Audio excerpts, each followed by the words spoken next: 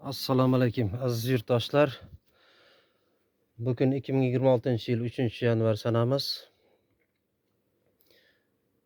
Hammaga yaxshi kayfiyat tilagan holda gidroponikamizni chorvalarimizga beramiz hozir. Kuzatib boringlar. Mana bu bug'doyimiz 2 sutka dimlashga qo'ydim. Ma'lum sabablarga ko'ra nishi yaxshi urmabdi. Yaxshi nishlamagan. Endi nishlay boshlabdi. Sababi bor buning. Kecha tokimiz o'chib qolibdi.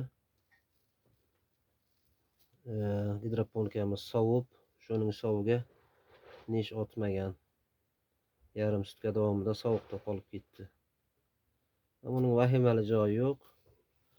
Buni poddonga olamiz. Shu bilan nishlab ko'karib ketadi, xudo xolasa. Bug'doyimizni ham yozib oldik. Endi yuzini bir tekis qilib tekislab olamiz.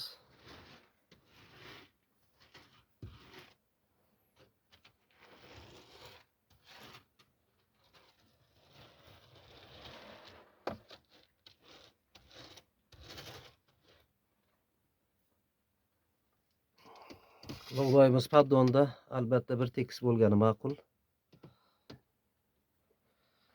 Endi mana shu tayyor bo'lgan bug'doyimizni olib chiqib 50% olib chiqamiz. Taxminan 12 kilogramm, 13 kilogramm atrofida. Shuni chorvalarimizga kesib maydalab beramiz. Mana gidroponikamizni ham maydalab oldik.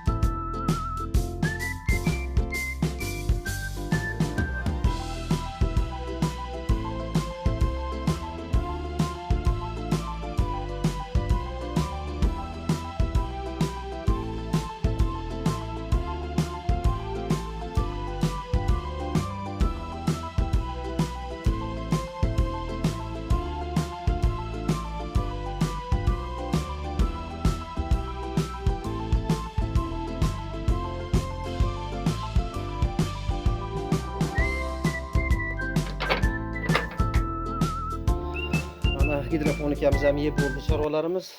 Shuning bilan videomizni yakunlaymiz. Kuzatib boringlar.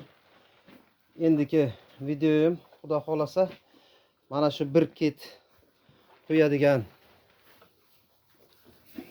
uskuna haqida bo'ladi. Sog' bo'linglar, salomat bo'linglar. Kuzatishda davom etinglar. Kanalimga podpisatsiya tugmachasini bosib qo'yinglar. Kanalimni qo'llab-quvvatlaysizlar degan umiddaman. Sog' bo'linglar. Kechagi gidroponika haqida qo'ygan videoyimda kommentariyasiga mollari ishi o'tmayaptimi deb yozishibdi. Uni isbot uchun ko'rsatib o'taman. Hech qanday mollarimizning ishi o'tgani yo'q.